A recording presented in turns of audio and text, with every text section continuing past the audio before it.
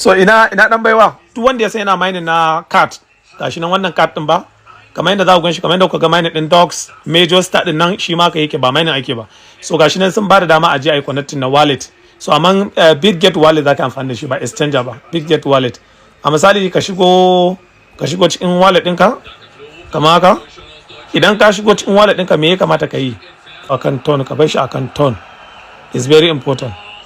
So idan ka bar shi akan ton shine zai baka damar da zaka zo ka yi connecting gashi nan kun gana yana kan ton a can sama ga tana ga ton. So me zaka yi da nan sai ka dawo sai ka zo wajen nan wajen sai ka zo ka danna gashi nan an ce Bitget wallet kai ba za ka danna wajen ka danna zai kai ka cikin Bitget wallet ga nan connect.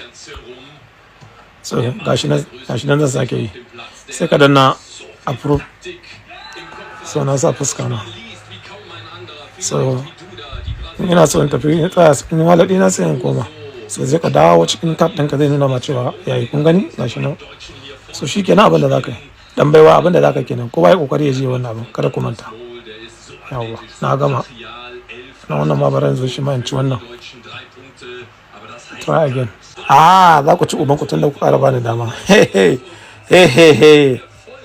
So za su zo zan ba su ton amin double ɗin abin da nake da shi. Ka ji magana gaskiya. Na gaya muku da kuɗi ake neman kuɗi ba, kakka zauna ka cuci kanka. Kai ma kana da ton za ka yi zuwa ka je kai. So jama'a kada ku manta, da Allah aje ai wanda bai fara ba kuma yayi shi ba mining ake ba kun gan shi nan. Yawa, kowa ya kokari ya je. Da Allah kar ku wasa da wannan abin. Irin wannan abin ana turowa a ce mutum ya zo ya ki. To. Sai an ji magalin da wanda bai ke so yayi. In baka yi baka samu kai. Akwai tax kowa ya je yayi.